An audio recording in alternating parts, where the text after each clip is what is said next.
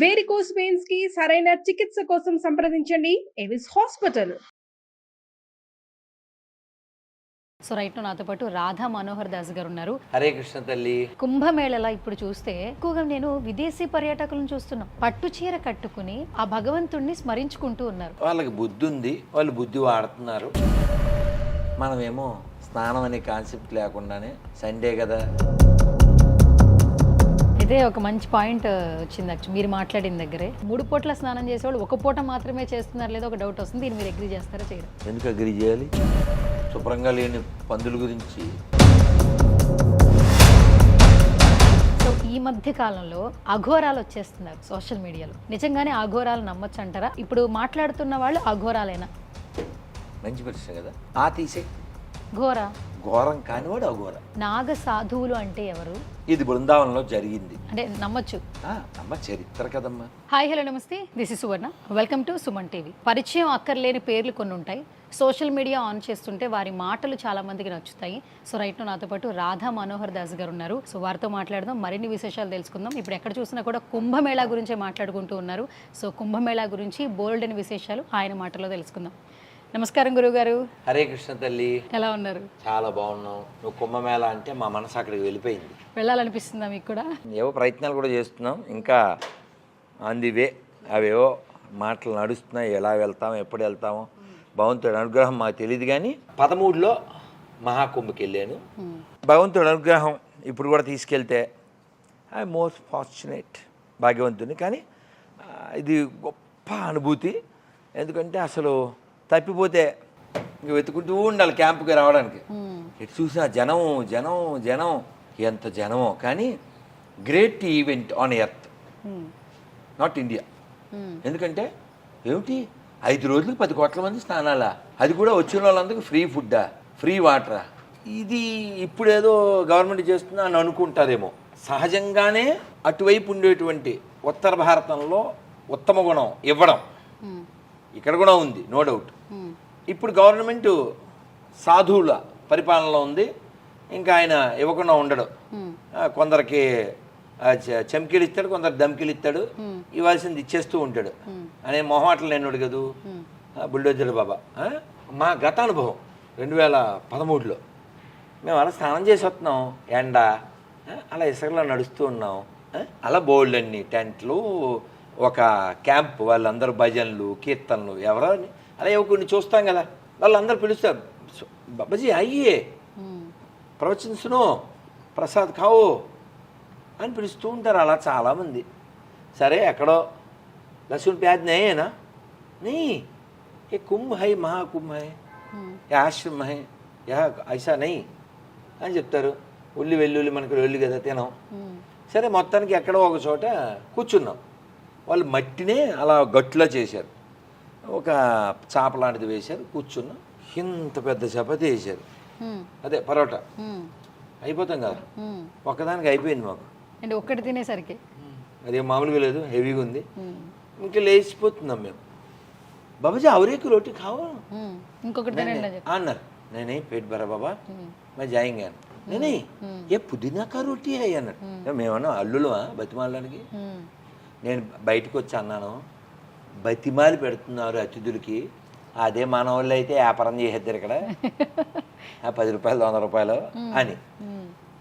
ఇలాంటి ఎక్స్పీరియన్స్ పొందిన వాళ్ళలో అమర్నాథ్ వెళ్ళిన వాళ్ళు కూడా పొందుతారు. అటువంటి నేలలో పుట్టాం. అటువంటి ఇటువంటి గొప్ప కార్యక్రమాలు జరిగే కాలంలో మనం ఉన్నాం. సో నేను ఒక్కనే అదృష్టవంతుని కాదు, మనమందరం అదృష్టవంతులు. ఓకే. సో గురుజీ, కుంభమేళలా ఇప్పుడు చూస్తే అంటే సనాతన ధర్మాన్ని ప్రేమించే వాళ్ళు హిందువులు ఎలాగో వెళ్తారు, ఓకే. ఇప్పుడు ఎక్కువగా నేను విదేశీ పర్యాటకులను చూస్తున్నాం. ఎక్కడ చూసినా కూడా అంటే మన హిందూ సాంప్రదాయాలు కావచ్చు, మన సిద్ధాంతాలు కావచ్చు, వాళ్ళు అంత బాగా గౌరవిస్తున్నారు. మొన్నటికి మొన్న కోటి దీపోత్సవం జరిగింది. మనందరం వెళ్ళి అక్కడ శివుడిని ధ్యానించుకోవడం వేరు, దీపం వెలిగించడం వేరు, ఆరాధించడం వేరు. కానీ విదేశాల నుంచి వచ్చినటువంటి మహిళలు పట్టు చీర కట్టుకుని బొట్టు పెట్టుకుని సో ఆ భగవంతుణ్ణి స్మరించుకుంటూ ఉన్నారు.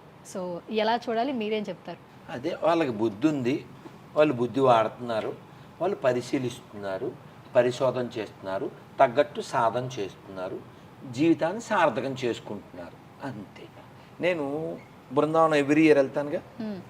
మరి బృందావనంలో ఈ ఫారిన్ లేడీస్ జెంట్స్ విరివిగా ఉంటారు. హరిద్వారు ఇలా చాలా చోట్ల. బృందావనంలో ఇంకొంచెం ఎక్కువ ఉంటారు. చలికాలం మనకంటే ఎక్కువ చలి అక్కడ, భయంకరం. ఆవిడ ఇటలీ నుంచి వచ్చిందంట, మా అమ్మలా ఉంది. మ్మ్. చక్కగా చీర కట్టుకుని నిండుగా. మాతాజీ యూఆర్ ఫ్రమ్ విచ్ ప్లేస్ అన్న? ఐఎమ్ ఫ్రమ్ ఇటలీ అన్న. పొద్దున హారతికి వెళ్తే ఆ చల్లో హారతి ఇచ్చాక అవి ఉంటాయి కదా, హారతి ఇచ్చిన కుందులు అవి, మ్మ్. అవన్నీ తోగుతుంది. అవి I'm very lucky, I'm fortunate to serve Radhakunj Bihari అంటున్నారు. చెప్పులు వేసుకోరు. ఆ రాళ్ళల్లో, ఆ ఇసుకలో, ఆ మట్టిలో, ఆ చలిలో చన్నీళ్ళు స్నానం చేసి వాళ్ళకి అంత భక్తి ఉంది. మనమేమో స్నానం అనే కాన్సెప్ట్ లేకుండానే సండే కదా అని లెక్కలేస్తూ జొమాటోలో టమాటా బాతులు, కొండ బిర్యానీలు తినేసి మనది ఎంత గొప్పదో మనం గ్రహించట్లేదు, వాళ్ళు గ్రహిస్తున్నారు అంతే. అయితే ఒక మంచి పాయింట్ వచ్చింది యాక్చువల్ మీరు మాట్లాడిన దగ్గరే. ఇప్పుడున్న జనరేషన్స్ ఒకప్పుడు పద్ధతులు, సాంప్రదాయాలు తెలుసు. అంటే ఇంట్లోంచి బయటికి వెళ్ళినా, బయటకు వచ్చిన తర్వాత ఇంట్లోకి వచ్చినా కూడా కొన్ని సాంప్రదాయాలు పాటించాలంటారు. మీరు అన్నట్టు ఇప్పుడు అసలు 2 పూట్ల స్నానం ఎవరు చేస్తున్నారు అన్న క్వశ్చన్ అడిగితే ఆన్సర్ ఎక్కడ దొరకదు. అంటే ఏసీల్లో బ్రతుకుతున్నారు, మంచి లగ్జరీ లైఫ్ లీడ్ చేస్తున్నారు. 3 పూట్ల స్నానం చేసేవాళ్ళు 1 పూట మాత్రమే చేస్తున్నారు లేదో ఒక డౌట్ వస్తుంది. దీన్ని మీరు అగ్రీ చేస్తారా చేయరా? ఎందుకు అగ్రీ చేయాలి? శుభ్రంగా లేని పందుల గురించి వాటర్ లేకపోతే పర్వాలే. ఇప్పుడు మనం చెప్తే బాగుండదు, దీనికంటే పల్చగా ఉంటుంది కాగితం. ఎక్కడ? బాత్రూంలో. ఎప్పుడన్నా ఎయిర్పోర్ట్కి వెళ్తే, లేదు పెద్ద పెద్ద హోటల్స్లో అలాంటి చోట పల్చని కాగితాలు. దేనికి? ఎక్కడ ఉండాలి?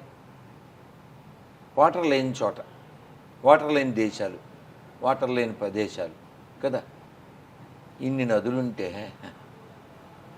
ఆ కాగితాలు వాడే అంత కర్మ వాళ్ళ కర్మ. అది నీకేం పోయగలం? నీకేం పోయగలం కదా. స్నానం ఖచ్చితంగా చేస్తే నీకు మంచిది. ఎప్పుడైనా మీరు గమనించవచ్చు, స్నానం చేసి వచ్చాక పూర్వం నుంచి అడిచి అమ్మయ్య ప్రాణం హాయిగా ఉందరా, ప్రశాంతంగా ఉన్నాం అంటాం. మనం అంటాం. ఓకే. సో గురుజీ, మీకు ఎవరికి అనిపిస్తే వాళ్ళకి సనాతన ధర్మం గురించి, భగవద్గీత గురించి, మన సాంప్రదాయాల గురించి, హిందూ ధర్మం గురించి చెప్తూ ఉన్నారు. ఇదంతా ఓకే. ఇప్పుడు చాలామందికి కమింగ్ జనరేషన్లో తెలుగు భాష అంటే ఏంటో తెలియట్లేదు. చాలామంది పిల్లలు స్టేట్స్లో ఉన్నవాళ్ళు కావచ్చు, మన హైదరాబాద్లో ఉన్న వాళ్ళ పిల్లలు కూడా తెలుగు భాష తెలియదు. చిన్నప్పటి నుంచి పెరిగే వరకు కూడా ఇంకా అప్డేట్ అవ్వాలి. పల్లెల్లోనే తెలుగు రావట్లేదు.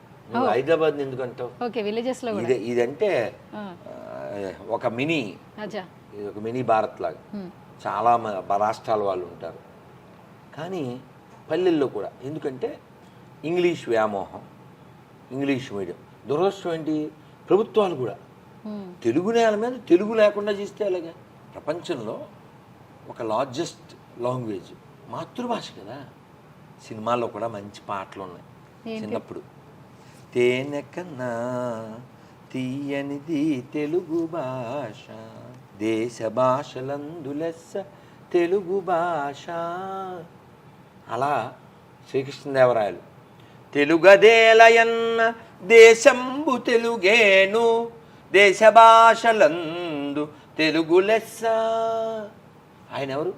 నేను తెలుగు వల్లబుండ అని చెప్పి ఆయన చెప్పుకున్నాడు. యాక్చువల్లీ ఆయన తులు భాష కలిగిన వాడు. ఆయన తెలుగు వల్లబుండ అని చెప్పుకున్నాడు. అలాంటి భాషని, అంత గొప్ప భాషకు వారసులం తల్లిదండ్రుల యొక్క దోషం వలన, ప్రభుత్వాల దోషం వలన భాష అలా నాశనం అవుతుంది. ఆ సినిమాల్లో కూడా బాధపడుతూ ఎంఎస్ నారాయణ చాలా బాధపడుతూ ఒక మంచి ఇన్సిడెంట్ ఉంటుంది. సో కాబట్టి నువ్వు మీ అమ్మకే అన్నం పెట్టకపోతే పిన్నికి సారి పెడతావు నువ్వు. అందుకే రామాయణంలో చెప్పారు, ముగ్గురిని మర్చిపోకూడదు: మాతృభూమి, మాతృమూర్తి, మాతృభాష. రామచంద్రమూర్తి ఇంకా రావణవధ అయిపోయాక లక్ష్మణుడు అంటాడు, అన్నయ్య బాగానే ఉంది కదా ఇక్కడ, సెటిల్ అయిపోదామని అంటే అంటాడు, అపి స్వర్ణమయీ లంకాం నమే లక్ష్మణ రోచతే జననీ జన్మభూమిశ్చ స్వర్గాదపి గరీయసి. అంటే అమ్మా అంటే ఏంటి అంటే లక్ష్మణ, ఈ లంకానగరం సువర్ణమయమై బంగారమయమై కాంతులతో శోభిస్తుంది. దీన్ని చూసి రోధించకు. డోంట్ హ్యాంకర్. మాతృభూమి మాతృమూర్తి స్వర్గం కంటే గొప్పవి. ఇది చాలా తుచ్చం. ఇది మనం నేర్చుకోవాలి. ఇది మానేసేసి మా వాడికి తెలుగు రాదండి uncle, I don't know Telugu అండి, దౌర్భాగ్యం కదా.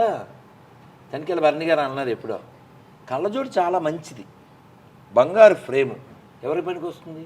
కళ్ళు ఉన్న వాళ్ళకి, గుడ్డి వాళ్ళకి ఎందుకండి ఏ ఫ్రేమ్ అయితే మాత్రం. మాతృభాష కళ్ళ లాంటిది, ఇతర భాష కళ్ళజోడు లాంటిది. ఇతర భాష మాట్లాడడం తప్పు కాదు, మాతృభాష వదిలేయడం తప్పు. అట్లా గురుజీ, కృష్ణ చైతన్యంలో అమ్మ మీకు బాగా ఆకర్షించే అంశం ఏంటి కృష్ణ చైతన్యంలో? మంచి ప్రశ్న, థ్యాంక్ యూ తల్లి.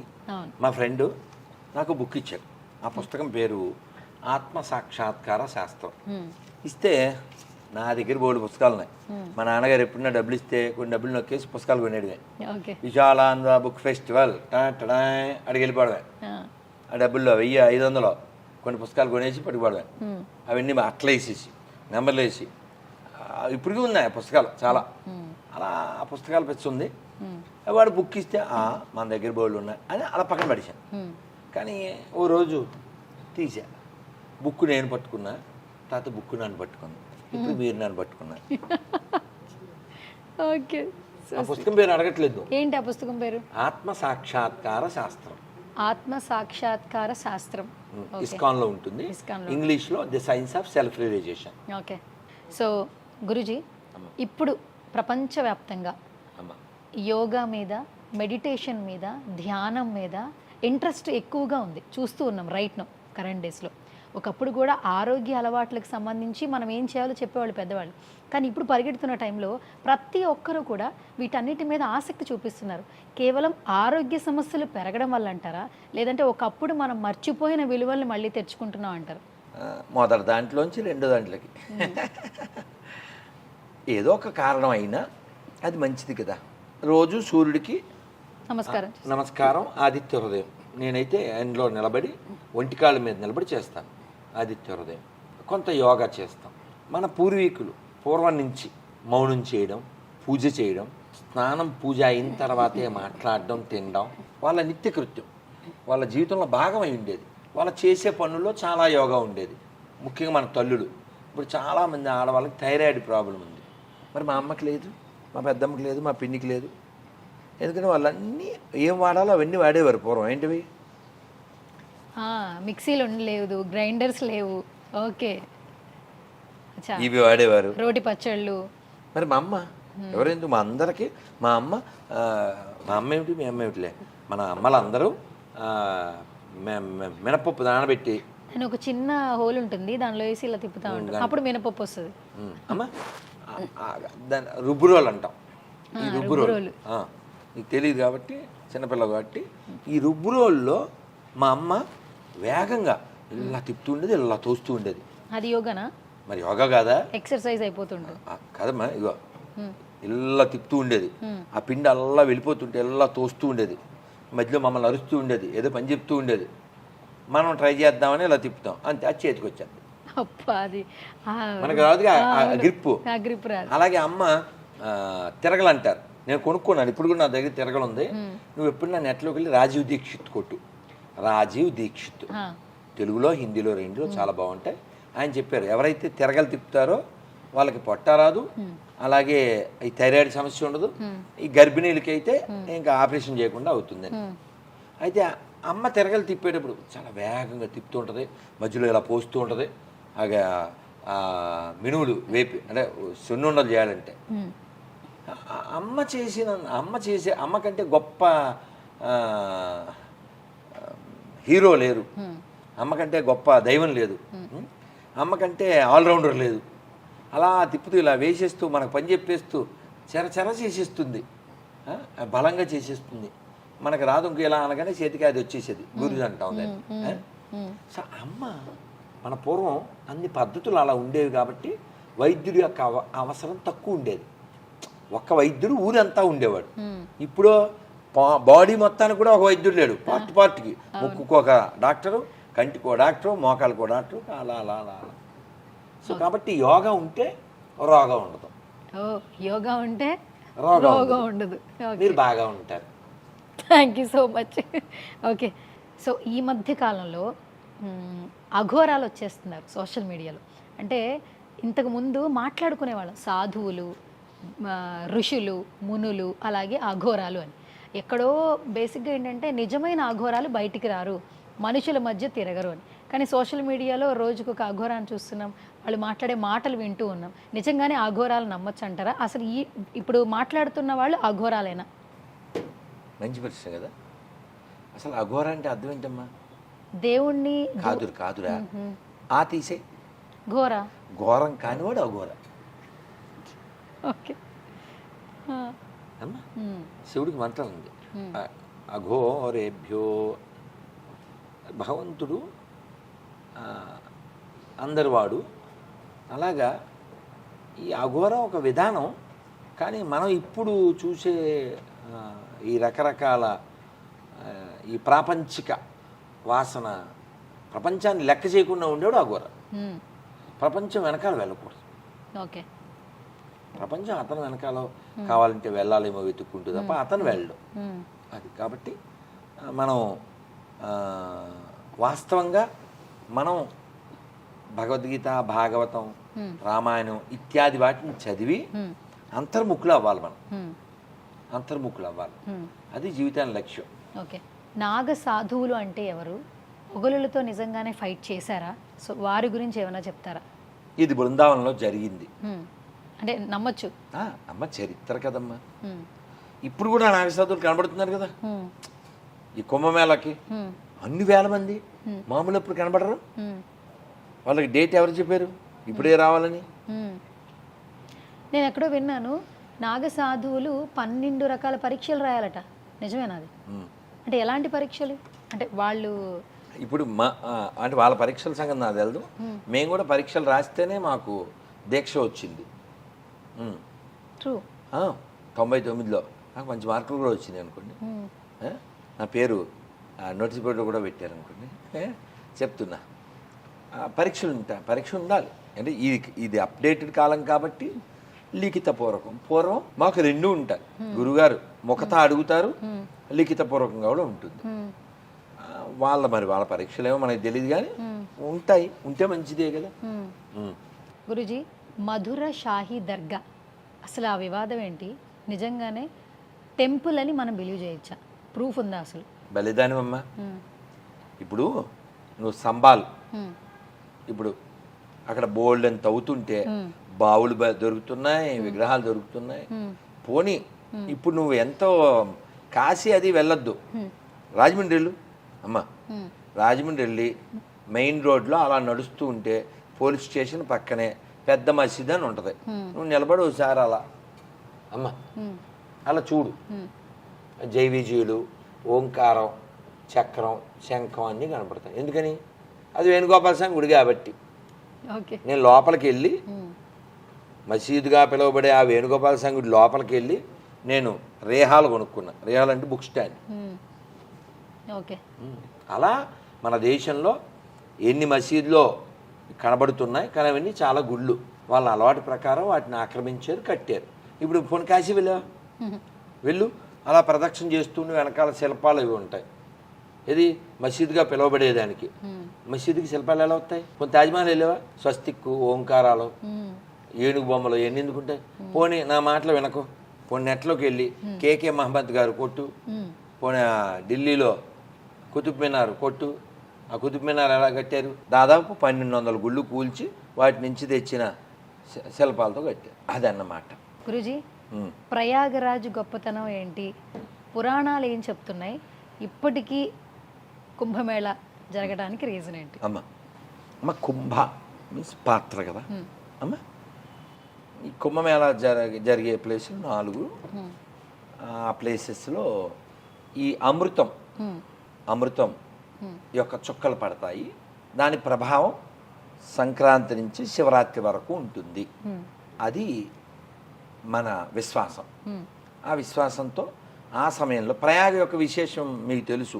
త్రివేణి సంగం 3 కిందన అక్కడ వెళ్ళావా? ఏం వెళ్ళా, నేను చాలాసార్లు వెళ్ళావు. గంగా, యమున, సరస్వతి. మీరు కళ్ళతో చూడొచ్చు నాన్న. నన్ను అలా ఒక కలర్ కనబడుతుంటుంది. యమున బ్లాకిష్గా ఉంటుంది. గంగా ఇలా ఈ కలర్లో 2 నదులు మనకు కనబడుతుంటాయి.